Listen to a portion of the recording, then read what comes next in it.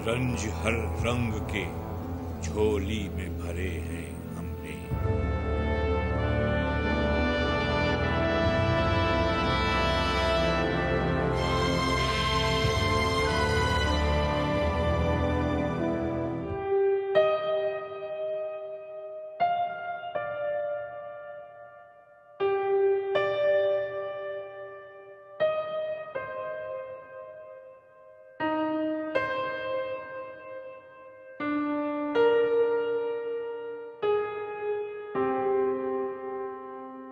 अभी तो आरज़ो गेसू में बुए नौजवानी है, अभी तो झील सी आंखों की गहराई में पानी है, अभी तो तितलियों के रंग भाते हैं तबीयत को, अभी तो चाहे जाने की बहुत हसरत है चाहत को, अभी तो शाम ढलने का नशा जहनों पे तारी है, अभी एक गांव की दूरी भी इन दोनों पे भारी है। मगर किसी ने सच कहा कि मोहब्बत रास्ते की धूल ठहरेगी। उवैस की आंखों में ख्वाब है, क्या ये कभी शर्मिंदा ताबीर हो सकेंगे? 4 मई सन 2013 के वाक़े के बाद से अब तक कोई कुछ नहीं कह सकता। ये देखें आप, एक और शदीद धमाका हो गया है, एक शदीद धमाका और हो गया है अभी ऑन द स्पॉट। जी ये बड़े साहबजादे हैं हमारे, मैट्रिक के पेपर इन्होंने दिए थे तो दे के फारिग हुए थे। एक हफ्ते बाद ये हादसा हुआ 4 मई 2013 को। ये यहाँ मोहल्ले में करीबी पार्क है, वहाँ खेलने गए थे। बस ये वहाँ पहुँचे हैं और उसी टाइम ब्लास्ट हुआ। तो पिछली साइड पे इनके जो मुतासिर हुआ है, पिछली साइड में इनके जो छर्रे वगैरह हैं उसके बम के वो लगे।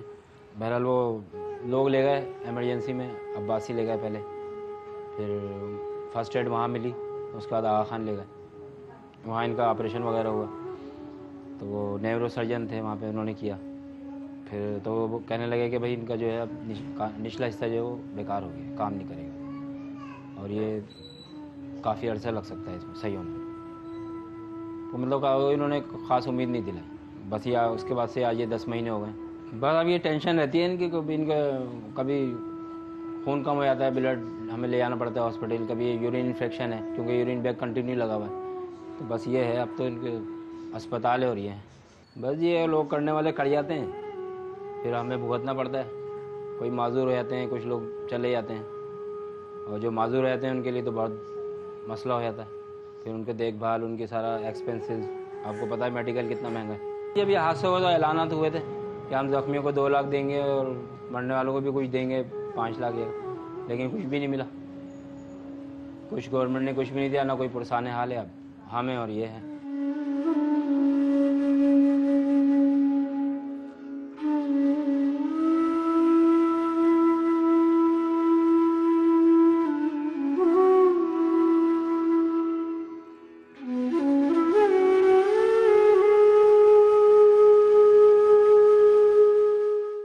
साला उवैस आबिदी एक होनहार तालिबे इल्म था। वो नहीं जानता था कि जिंदगी में एक ऐसा मोड़ भी आएगा कि उसे जिंदगी बहुत पीछे धकेल देगी। खुशियाँ उवैस से बहुत दूर हैं। आप खुद ही इंसाफ कीजिए कि अगर जिंदगी हरकत का नाम है तो उवैस आबिदी की इस कैफियत को, इस हालत को आप क्या नाम देंगे? जिस तरह 9 महीने इंसान रखता है, एक उम्मीद होती है, और बेटा हो जाता है तो माँ की ज़्यादा खुशी होती है। और जैसे जैसे वो परवान चढ़ता है, मसलन बचपना अलग चीज़ होती है, और जब वो जवानी पर आते हैं तो एक उम्मीद सी बन जाती है माँ को, एक धारा सी बन जाती है कि सहारा बन गया है हमारे शौहर का भी। भले शौहर नाराज़ हो जाए लेकिन बेटे पे माँ फ़ख्र करती है कि मेरा बेटा तो है। और होता है कि बाद दफ़ा हो जाती है मियाँ बीवी लड़ाई तो बेटे फ़ौरन साइड लेने लगते हैं माँ का कि हमारी अम्मी को ऐसे नहीं कहें, यूँ नहीं करें। तो इसलिए एक उम्मीद किरण सी जागी थी, और वो किरण में थोड़ी सी कहते हैं ना कि तपिश सी आ जाती है, सूरज की जो शुआ लग जाती है, तो फिर जाहिर सी बात है मुरझा जाता है दिल। बस यही सोचती हूँ अभी तो हम हैं, हम कर रहे हैं, हमारे इनके अब्बू कर रहे हैं, बाद में क्या होगा कोई किसी का नहीं होता। अगर हमारे पास पैसा होगा तो सब इसको पूछ भी लेंगे, चाहे चचा हो, चाहे मामू हो, चाहे कोई भी हो, दोस्त यार हो। जब भी ये सही था तो सारे दोस्त उसके पास आते थे, अब कोई आता ही नहीं है। और इसको शौक़ है बाहर घूमने का, और ज़्यादातर बाहर के खाने का, पिज़्ज़ा बर्गर चिप्स वगैरह खाता है, वैसे कोई खाने नहीं। बस ये है, अब जाए बता मोहताज होता है, छोटे भाई से कहता है तो बाज़ वक्त बच्चे नखरे करने लगते हैं, भाई वगैरह भी, भाई मैं थक गया हूँ, मैं छोटा हूँ। वैसे वो भी डरता है, जब से ये हादसा हुआ है ना छोटा भाई इसका, वो भी डरने लगा है।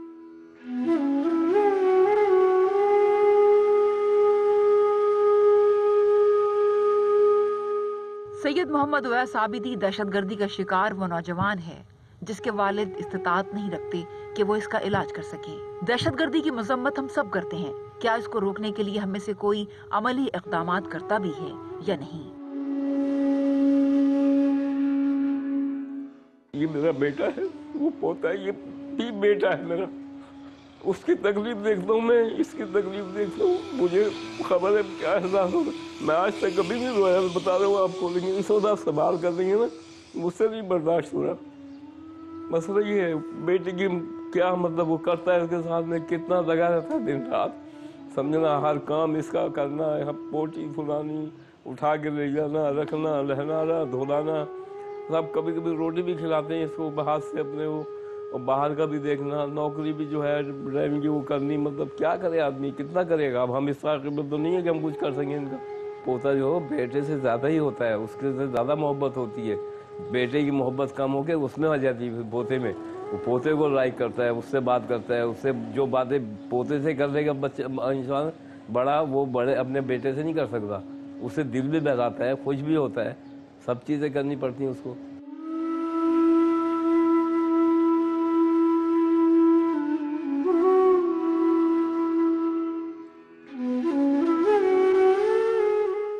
मई सन 2013 को रात 8 बजे के करीब अजीजाबाद कराची में जो क़यामत सुग़रा बपा हुई, इसके असरात इस दुनिया से जाने वालों के लवाहिकीन के दिलो दिमाग पर काबिज हैं।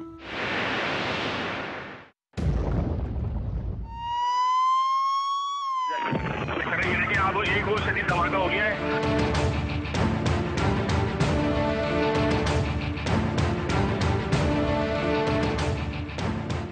4 मई सन 2013 बरोज़ हफ्ता जब कराची के इलाके अजीज़ाबाद में 2 बम धमाके किए गए, जिसमें 3 अफराद जाँ बहक और 40 से ज़ायद जख्मी हो गए। पहला धमाका रात 8:55 पर मोरवाला पार्क अजीज़ाबाद में हुआ। धमाके के नतीजे में करीब गाड़ियों को नुकसान पहुंचा। इत्ला मिलने पर जब इमदादी कार्रवाइयों के आगाज के लिए टीम आई तो 20 मिनट बाद 9:15 पर दूसरा धमाका हुआ। धमाके के बाद इलाके को घेरे में ले लिया गया और जख्मियों को अस्पताल ले जाया गया। कहा जाता है कि पहला धमाका टीन के डिब्बे में नस्ब किया गया था, जबकि दूसरा बम धमाका सीमेंट के ब्लॉक में नस्ब बम से किया गया, जिसमें 1 से 1.5 किलो बारूद के अलावा बॉल बेरिंग और नट बुलेट शामिल किए गए थे। दोनों धमाके रिमोट कंट्रोल डिवाइस के जरिए किए गए। 21 साला उवैस आबिदी उस वक्त वहीं मौजूद था जो शदीद जख्मी हो गया और आज 1 साल गुजरने के बाद भी वो बिस्तर पर अपने मसीहा का इंतजार कर रहा है।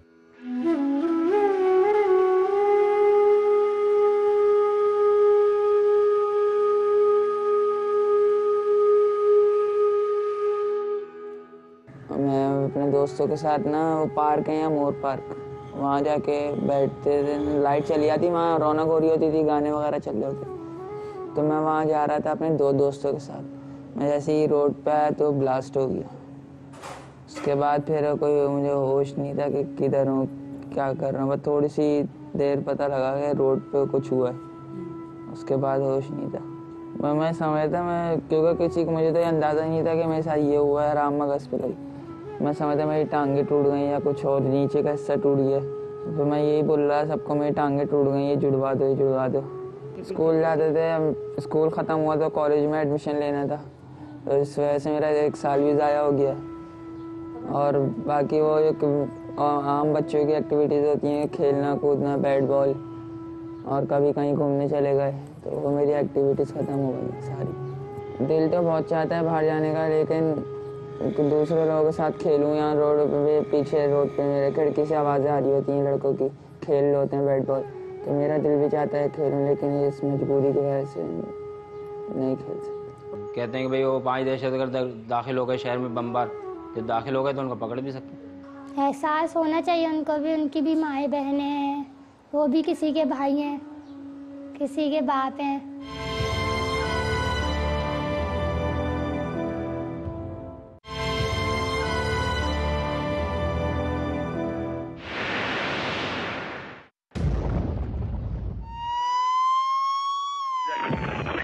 अब एक और शदीद धमाका हो गया है।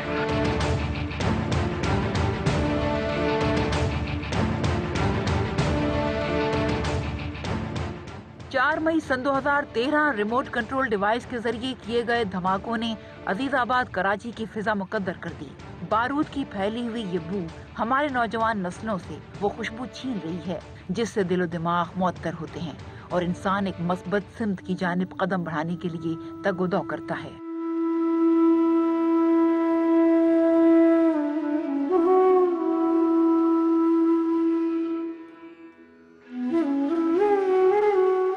अगर हम लोग की लड़ाई हो जाती थी तो एक दूसरे के पीछे भागना दौड़ना ये वो शरारतें होती थी। बस मैं चाहती हूँ कि ये वैसी हो जाए पहले जैसा, ये वैसे ही चलता हुआ दिखे। मुझे खुशी होती थी उस वक्त कि ये ऐसे करेगा चलेगा और बड़े होके मेरा भाई मेरे साथ देगा, ये वो हर बात शेयर करना।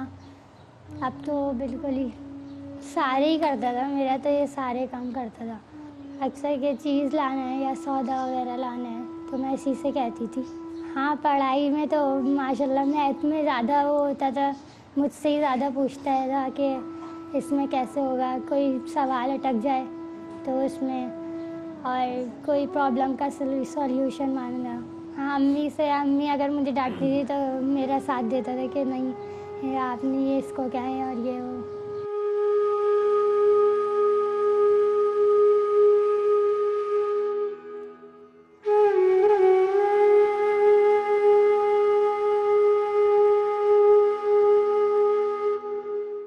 मैं क्या मायूसी मेरी फितरत में दाखिल हो चुकी, जबर भी खुद पर करूं तो गुनगुना सकता नहीं। मैंने देखा है शिकस्त साज उल्फत का समा, अब किसी तहरीक पर बरबत उठा सकता नहीं। यास की तारीकियों में डूब जाने दो मुझे, अब मैं शम्मे आरज़ू की तो बढ़ा सकता नहीं।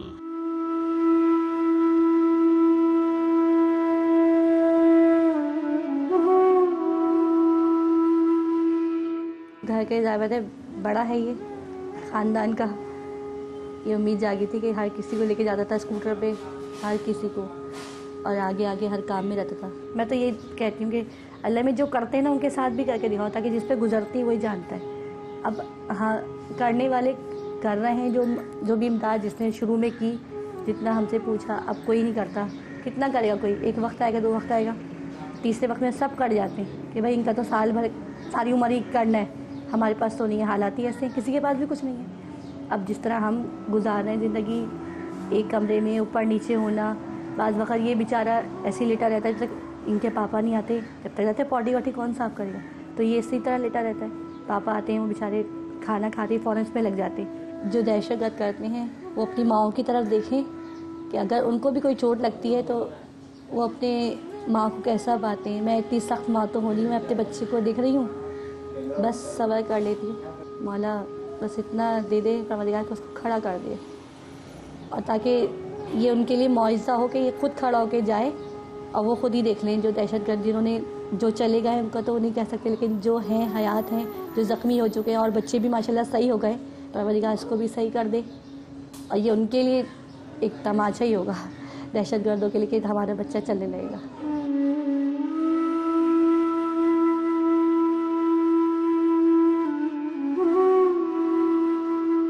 अपने मसीहा का इंतजार करता उवैस किस कदर लाचार हो गया है। जिस बाप को बेटे के सहारे की जरूरत है वो खुद इसका सहारा बन रहा है, मगर आखिर कब तक? बढ़ापे की जमा पूंजी कदम कदम पर लुटती यूं दिखाई दे रही है, गोया एक बाप की मुट्ठी से जिंदगी की रेत फिसलती चली जाए।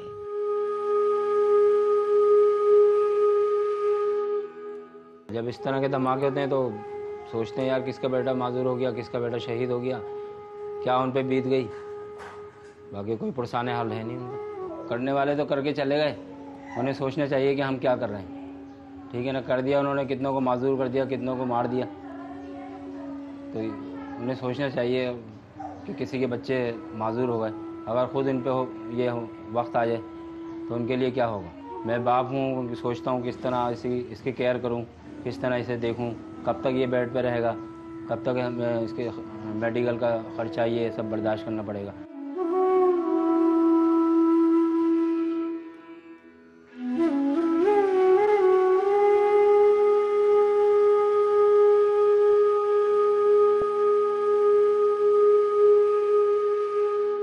कब अश्कों से जुड़ सकता है, जो टूट गया सो छूट गया। तुम नाहक टुकड़े चुन चुन कर दामन में छुपाए बैठे हो। शीशों का मसीहा कोई नहीं, क्या आस लगाए बैठे हो। मेरे घर वाले मेरी वजह से कहीं जाते नहीं हैं, क्योंकि उनका सारा ध्यान मेरे ऊपर है और इसी वजह से उन लोग की भी एक्टिविटीज रुक जाती हैं। मैं उन दहशतगर्दों से कहता हूँ कि उनको हमें दुख देकर, दर्द देकर और माजूर करके क्या मिला। मेरे भी ख्वाब थे, कुछ अरमान थे कि मैं कुछ करूँ, अपने माँ बाप का सहारा बनूँ, बहनों का, लेकिन अब मैं कुछ कर नहीं सकता। हुकूमत तो क्या कह सकते हैं, दहशतगर्दी रोकनी है, मुज़ाकरात कर रहे हैं उनसे, वो धमाके करे जा रहे हैं। हुकूमत ने ऐलान किया था कि जॉब देंगे और हॉस्पिटल इलाज कराएंगे, इलाज वगैरह, और इमदाद का ऐलान किया था कुछ, लेकिन उनके वादे ही रह गए। आज तक 11 महीने हो गए, कुछ नहीं हुआ। जब मैं अपने दोस्तों को देखता हूँ कि खिड़की से यहाँ खेल रहे होते हैं वो लोग, उनकी आवाज़ें आती हैं, तो मैं बेचैन रहता हूँ कि मैं उनको देख सकूं, लेकिन मैं इस खिड़की 2 कदम तक आगे नहीं जा सकता।